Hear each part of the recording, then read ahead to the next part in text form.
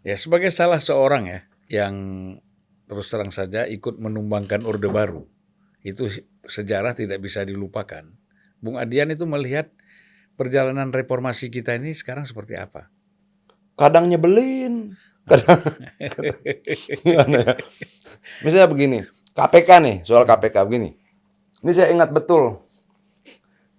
Saya tuh seringkali, kayaknya KPK dulu nggak begini deh yang kita harapkan, gitu loh. KPK yang kita harapkan itu fokus, dia pertama bersifat ad hoc. Ini saya bicara ide Iya, ya, 24, 25 tahun, 26 tahun yang lalu ya, ya. ya. KPK yang kita harapkan itu dia bersifat ad hoc. Oke, dalam ke-ad hoc-annya itu dia fokus pada lembaga penegakan hukum. Melakukan pemberantasan di lembaga-lembaga penegakan hukum. Kejaksaan, kepolisian, kehakiman, dan sebagainya. Oke, dia bersihin. Ketika sudah terjadi, lembaga penegakan hukum ini menjadi sebuah lembaga yang lebih baik, lebih bersih, sehingga lebih punya keberanian, lalu KPK menjadi supervisi. Gitu loh. Kenapa? Lembaga ini ada. Kejaksaan itu ada sampai tingkat kabupaten misalnya. Kepolisian juga ada sampai tingkat kecamatan misalnya. Kemudian kehakiman juga ada segala macam. Nah ini dulu. Kita bersihin dulu alat pembersihnya gitu loh.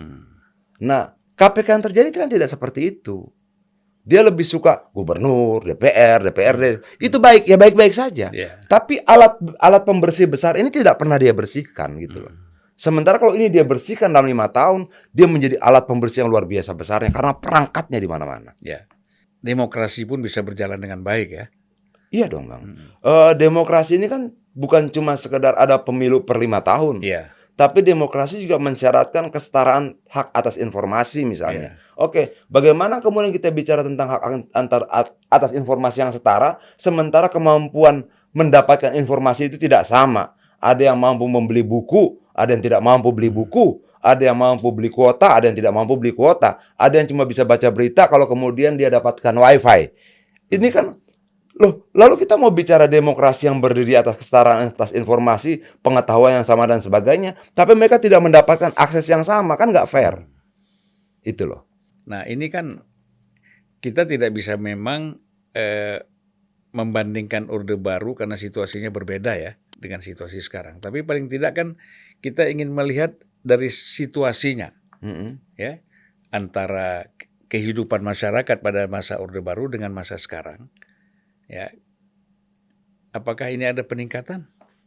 Dari daya beli dia meningkat, kualitas kebebasan dia meningkat, Bang. TV bebas, media bebas. Nah, salah satu kesedihan saya misalnya, iya, lu bebas berpendapat, tapi kan lu tidak bebas mencaci maki. Ya. Oke, lu bebas untuk menyampaikan pikiran lu, tapi kan lu tidak bebas memfitnah. Gitu loh, kira-kira seperti itu. Nah, banyak yang kemudian menafsirkan kebebasan itu ya bebas segala-galanya. Iya. Gitu loh. Walaupun menurut kita nggak begitu gitu loh. Nah, media yang muncul banyaknya minta ampun, sudah tidak ada lagi kewajiban siup. Dulu kan harus ada siup itu, Bang. Siupnya bisa dibredel, sekarang kan tidak ada. Apa orang bisa bicara tentang apa saja? Media banyak, sosial media juga membantu proses demokratisasi, hak atas informasi, hak untuk menyampaikan pendapat, terbantu betul lewat sosial media ini. Keren. Tapi kontrolnya yang harus ditingkatkan ya. Ya kadang-kadang kan misalnya ada orang mencaci maki presiden dan bahasanya tidak senonoh, lalu dibilang, lo itu kan kebebasan. Lo nggak bisa dong, gitu loh. Yang kita maksudkan itu, lo boleh menyampaikan pikiran lo boleh menyampaikan ide-ide lo, tapi lo tidak bisa menyampaikan kebencian lo.